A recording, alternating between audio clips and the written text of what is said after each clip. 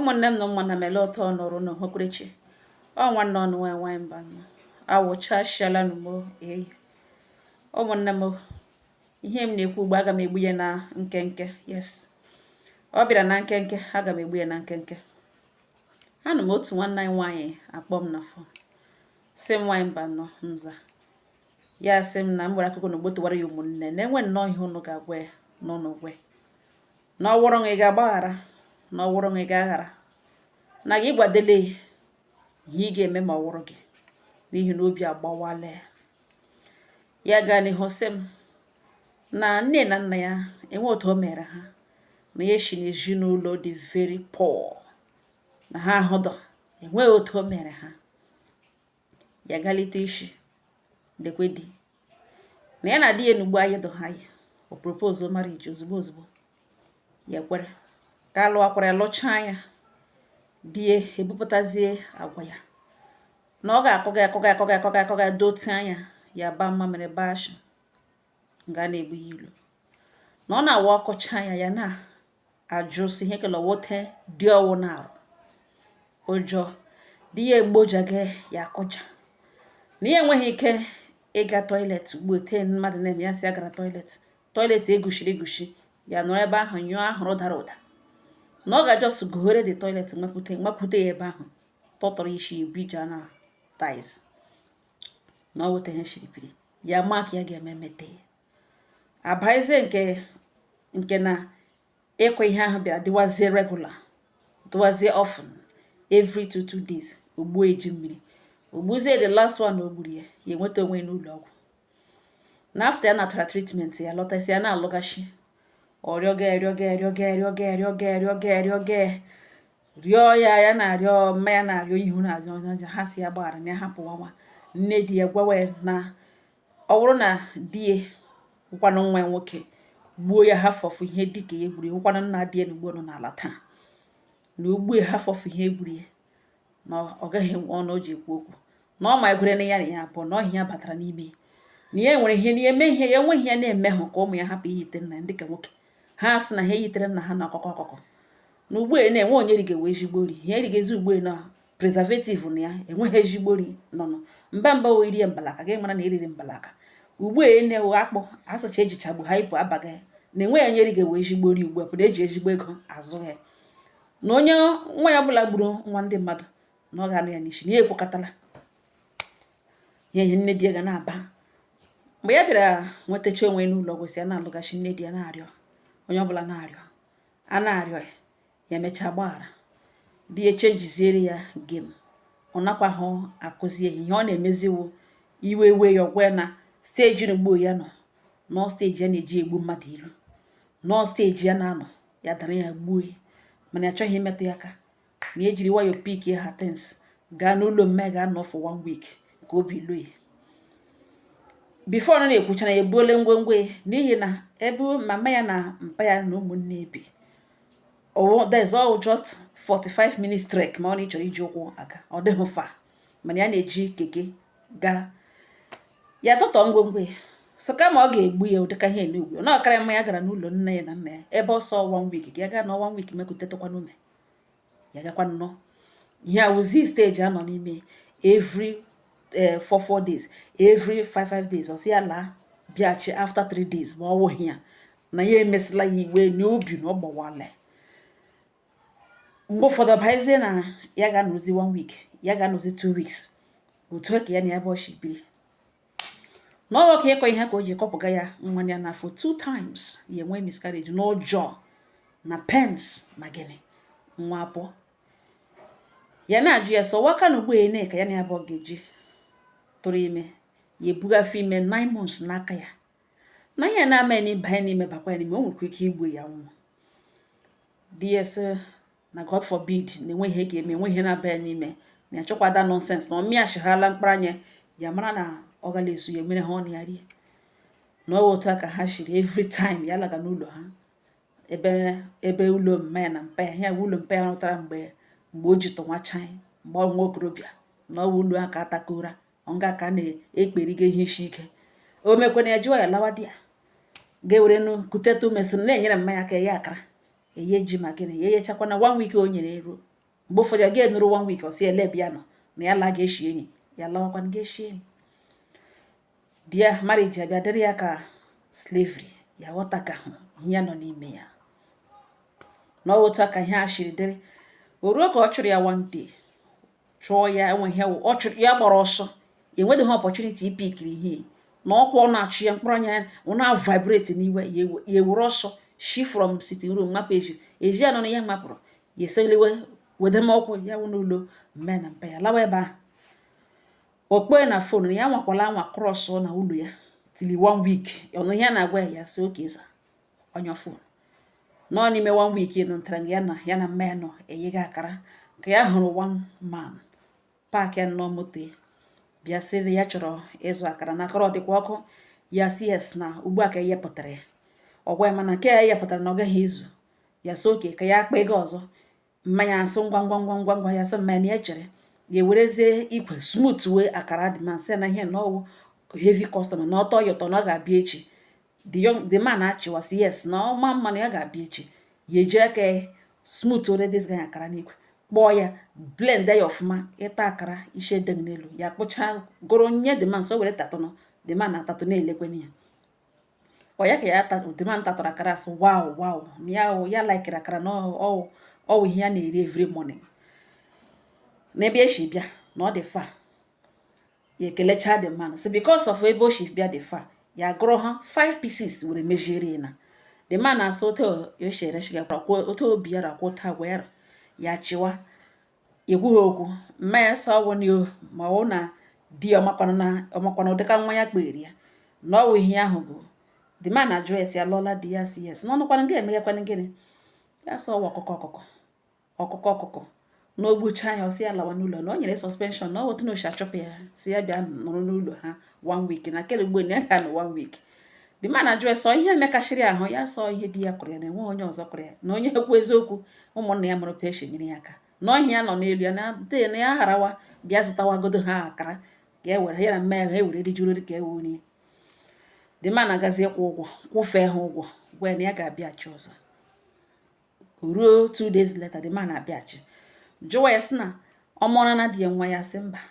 na ọ kọpụla ya nwa n'afọ ugboro abụọ ọkwawa nwa nụde ahapụ nwa nụde enwe ike mụọ ya nụ the man etinye jụwa ese nwere agreement nwere ihe ọzọ zụrụ ya na skuul kedu ihe o mere ya wee sị nwe ya netin ọ bụ ote mmadụ na ahụ mmadụ sọ n'ala ya amahụ ya ye ha ya ga-emega ezigbo nwa ọkwa na ya chụrụ nwoke or something ya just wee veri mmanya jitara ya mmiri odi only one opportunity ya nwetara o wela di ọwụta eshiri baiga oye ha ya iri ya bụ anyị ha ya the man si ihe mere n'ụwa na ya nwere younger brother chọga nwaanyị na o nwere ezi agwa na mmụọ ya nabatara mmụọ ya and na nwanne ya nwoke ahụ na ọnọhụ na Nigeria na ihe ga-eme na ọ ga-abata in 6 months time ya ejishi ike mara ihe ọ chọrọ na this marriage na ọ bụrụ na ọ naanị esemokwu mana marriage rughela na a na-akọ nwaanyị ihe ndụ mmadụ na stake na ọ ga-achị eke ihe ọ chọrọ shikwe n'ime that marriage pụta ma ọ na ọchọzighị nọ ebe ahụ ka o nwee ike face another opportunity ya ele the man siri ili ya ọ sị na nwanne ya sị na nwanne ya ha anọghị na Nigeria na nwanne ya ahụghị onye nsogbu na o were tighe n'aka ịchọtara nwaanyị nọ na ya n'aka na ihe ga-emenụ na ejishi ike gaa ụlọ ọgwụ magịrị ga-asachachiwe onwe chekiwe onwe dị nkwado mara ihe ọ chọrọ before nwanne nwoke na-alọta in 6 months time na enwere ka nwunye ya chọtara ya like that girl na ọ dịghị natural na o tege mmanụ too much o mege bleach na-acha papapapa ahụ ya adịla wọtọwọtọ na ihe awụ ihe nwanne nwoke ga-like mana o lukuru natural n'ime ọnọdụ a onwe ndidi rube isi na mmanya niile na-enyere mmanya aka ihe akara that means awụ ya ego na ahụleji anya na ọ ga-awe njọ with ezi obi for that matter na ya don worry ga cheki ma ya gwakwana nwanne nwoke ihe ahụ nwaanyị mba na ọ wote ihe eshiri kedade eshiri ka mmanya aṅụnwa mmanya gwa esa ọkwa opportunity na ọsọ ya ga-apụta na ọ kwetakwa kwukwo nna ya ga-agba ha bịa na ihe akwụrụ na ọ gbara nkịtị na ihe na ọkwa opportunity ọkwa onye ọbụla na ka ewu di mmanya bido gbuwereshishi n'ahụ but because ya nọ n'ime na ọ marriage ọwụghị enyi ka ọ hapụ ịrị ka ya plan now ya achọghị m ọtọ dị tin ga-adị mana ya believe ka ya mee the necessary thing ya nọrọ nga na kpoo pastọ ebe ya na di na ekpe chọọchị ọ nọkwa na ha aga nọ naanị ya na-aga mana even though nọ ebe a ka ha mere marriage mmiri ọkụ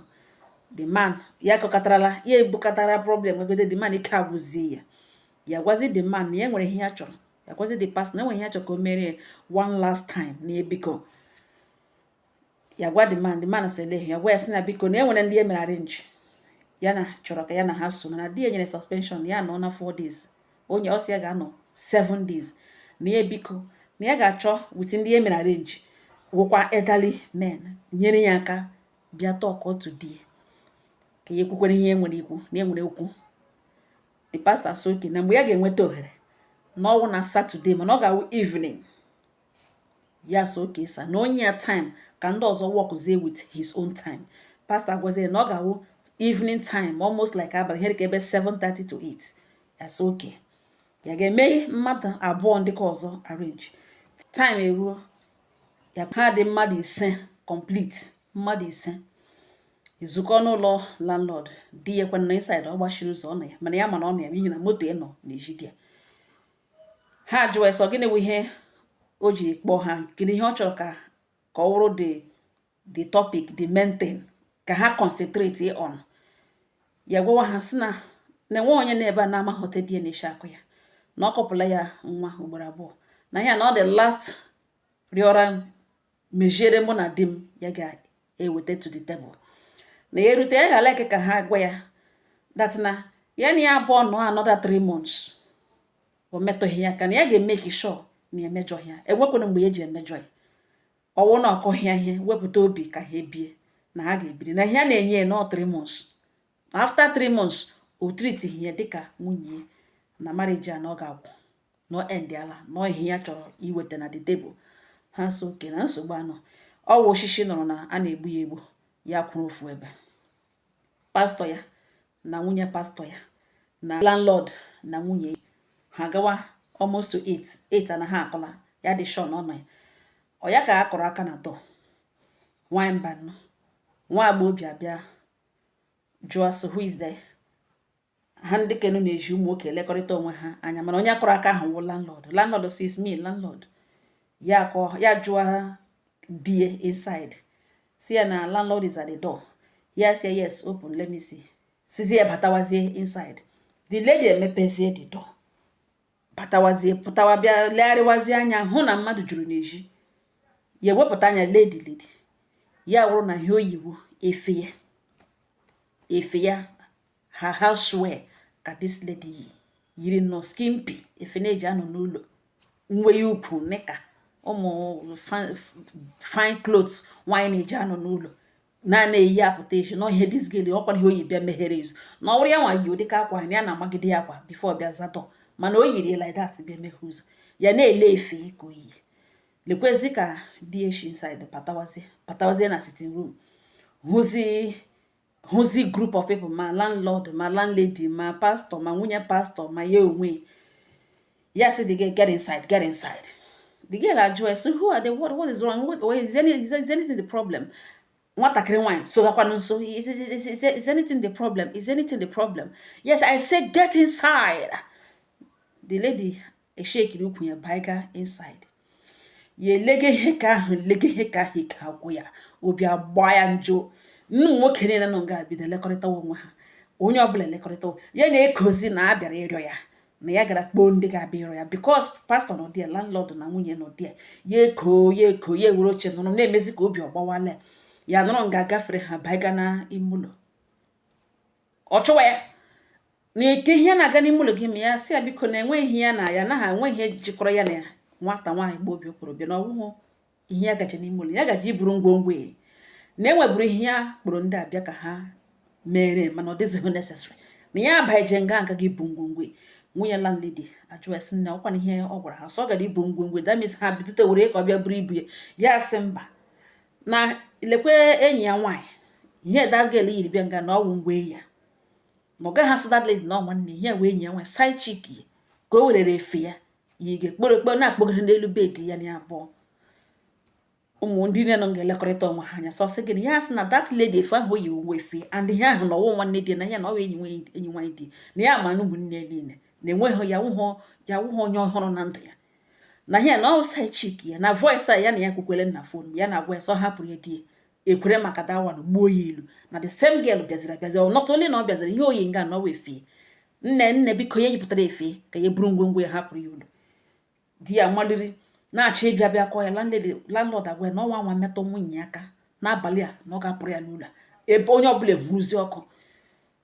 ya na buru oche nọrọ ọdụ na-agwa ya okay pack your things okay ọbịa for peace ya bịa for peace ya buru ngwongwo eshi ebe apụ eburu ngwongwo eshi ebe apụ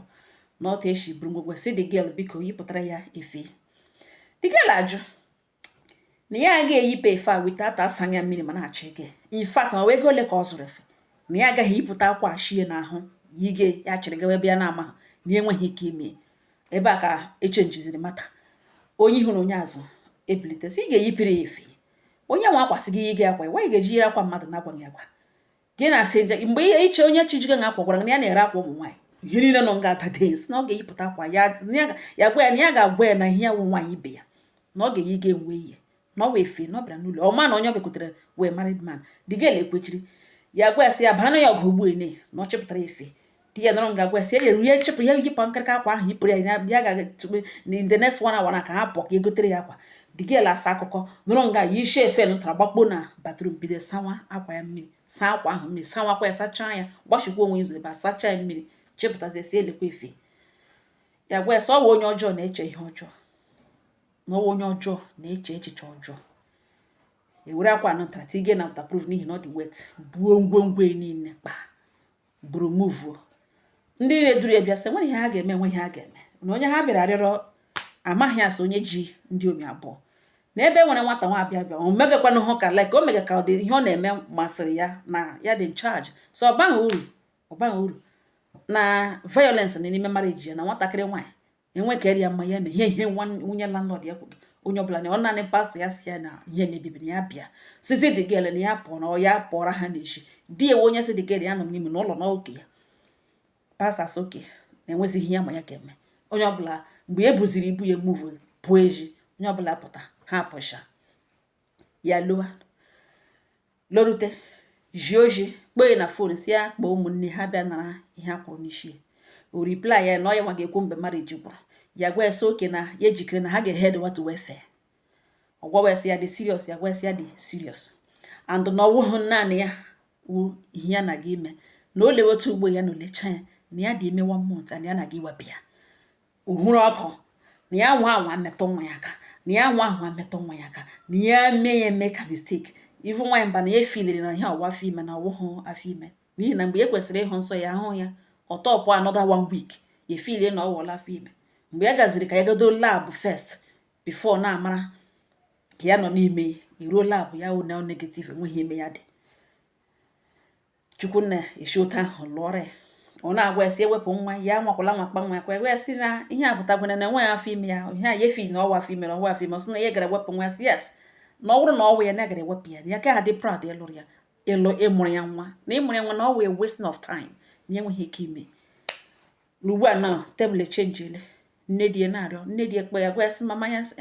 na ọ manyegere ya nwa na ọwụ ya na ya bụ ka ọ manyegere na nna di ya kọgide todo ọnụ n'ala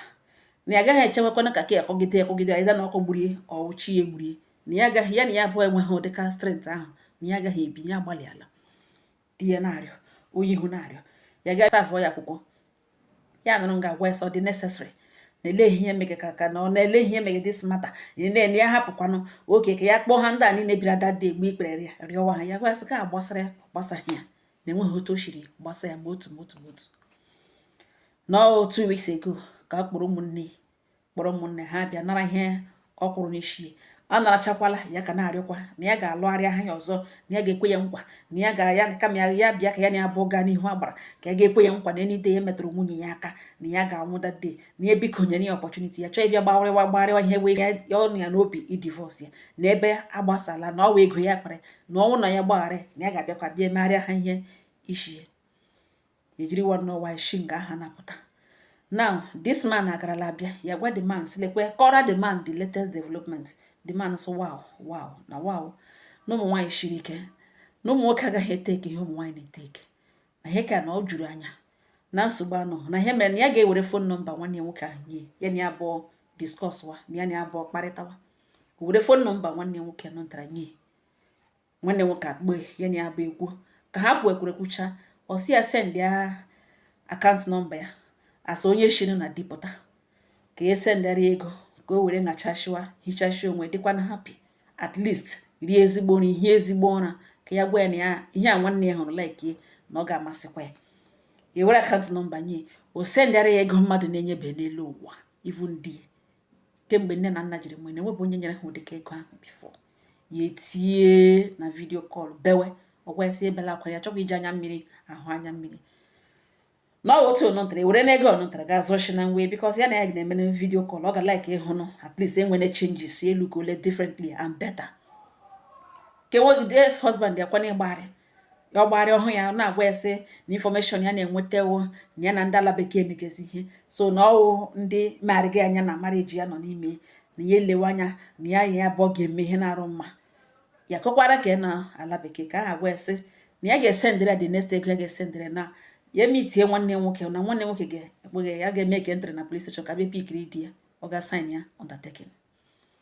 n'ọwụ ihe a na-aga ime ya ugbo okpe na-arịa na oruole like this so oruole like this so na oruole like this so na oruole like this na ọmaha onye ya wụ na ya ga-egbu onwe na ọwa ahụ onye ndụ ama onye na-aga na ijide na ya ga-egbu onwe ikwutehekwa gwa ndị polisi na-ekwekwe ihe o kwuru polisi ga-eme hekwe ya arrest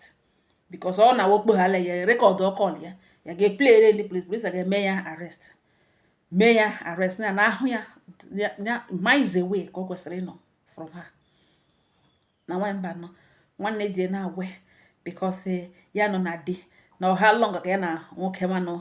chọrọ onye ndị ala bekee ma so na igbo ka ahụrụ ihe di na-eji egbu ilu na ihe na-esere ha n'ọwụ because ya na-agba n'eji because ya na-eme ka ya na-eme ka ọzọ na ihe na-ihe sere ha na ọ because ya na-agba n'eji na ya nọ na di ha onye ọzọ pụtazie werezie nwanne nwoke na ivu ya onwe nọ ngara ya na di na-ese okwu anso ya gwa ha sị agwachana ha ihe a gwara ha na marriage agwụla emere so n'elu emere so n'ala ya godo na ya gbara n'eji ma ya gbara n'eji na ọgwụla madam ya nọrọ onwe ya na ụmụnne ha nọrọ onwe ha di ya kpọọ ya last time na-asị na eji ha ahụ na ebiko na eji ha na ya gbaghara ya na ya dịzi ka onye ara na ya ahụhụ this one coming na ebiko gbaghara ya ụfọdụ na-agwa ya na nwa ya ga-eji ga kọsawara mmadụ ihe a na-agabiga na marriage ya because ya kwuru eziokwu otu esi mata the man na ihe niile na nwaanyị ya dị onye a gwara na ọ bụ enyi ya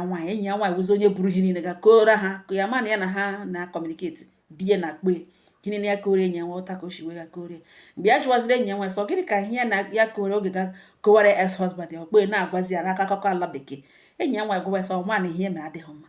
na ya nọ na marriage ka were akụkọ ihe gbasara ihe na di ya gabigaga na aga ka ọ dị comfortable kore nwoke na ihe mere na o jụrụ njụ na the devil you know na ya nọ n'ala bekee ugbo agbaji na ya gakwa ebe na ya legakwewe di reconcile ya wụrụkwa ya lụgharịa ha kwa ya n'ọhịa enyi ya nwaanyị gwaga ya sị osi ya nna ihe o kwuru ụmụnne m okwu ekwucha m si ya nne m ya sị zere enyi m nwaanyị ahụ stay away ọ bụrụ na o kwuole like this